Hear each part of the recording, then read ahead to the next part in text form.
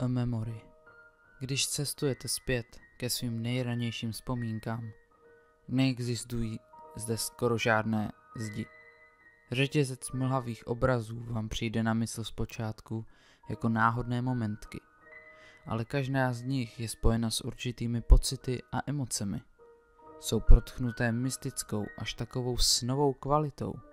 Jsou jako kouzlo Vánoc, kdy byl Santa stále ještě reálná postava. Mnohé z těch snímků je možné umístit v jakémkoliv druhu kontextu. Jsou jen zapadlé útržky ve zapomenutých štěrbinách mozku bez hlavy a paty. Některé z těch vzpomínek se ani ve zpětném pohledu nezdají reálné. Spadnul jsem doopravdy z toho stromu u jezera na tvrdou zem bez jediného škrábnutí? Nezranil jsem se nějak? Byl to opravdu jen pouhý sen? Nemyslím si. Jistě, mám vzpomínky na vzdálené sny, ale je mezi nimi a realitou určitý rozdíl. Nevím, jak bych to měl říct, ale jedna paměťová schránka mě vždycky trápí. Trápí mě vzpomínka na jednu zkušenost, která byla tak neuvěřitelná, a jsem si říkal, že to nemůže být pravda. Jediný důvod, proč jsem tomu věřil, byly detaily, které vykukovaly až s výraznou jasností. Nejsem si úplně jistý, kdy se to přesně stalo. Nemohl jsem být starší než 5 nebo 6 let. Můj bratr a já jsme spali v naší patrové posteli. Protože byl brácha starší, spal na horním lůžku. Probudil jsem se, ale byla ještě noc. Cítil jsem se divně, tak nějak jinak.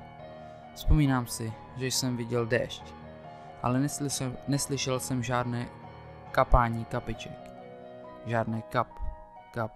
Prostě jen ticho, které drásalo mé uši. Okno bylo otevřené a v místnosti bylo velmi chladno. Ale proč bylo to okno otevřené? Třásl jsem se mezi tím, co se závěsy jasně pohupovaly ve větru. To ticho bylo tak intenzivní, až mi to ničilo ušní bubínky. Ležel jsem na boku postele s jednou rukou visící přes okraj palandy. Postupně jsem si uvědomil, že podlaha jaksi hřeje. Cítil jsem jakýsi vyhřívaný vánek, který jemně zahříval mou ruku. Teplo přicházelo a odcházelo v krátkých intervalech. Nakonec mi ale došlo, co to je. Bylo to něčí dýchání. Spod mé postele vylezla žena. Měsíční světlo odhalilo její dlouhé blond vlasy a čistě bílou košili. Chvíli jsem si kvůli šeru myslel, že to byla moje matka. Neměl jsem proto žádný strach. Je to legrační, jak zvláštně funguje mozek dítěte v noci. Co by přece pod postelí dělala moje máma? Byl jsem příliš unavený na to něco říct, a tak jsem jen zůstal ležet. Ale periferním vidění jsem stále pozoroval tu ženu.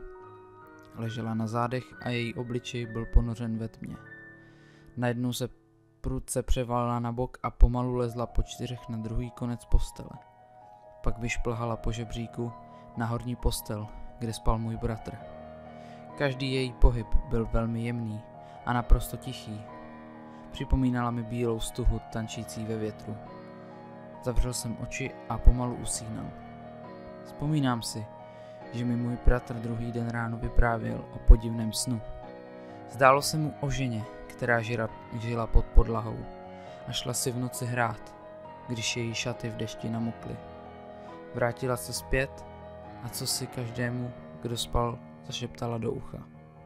Už si přesně nepamatuji, co to blábolil, ale někdy od téhle noci celou naši rodinu začal sužovat tento sen.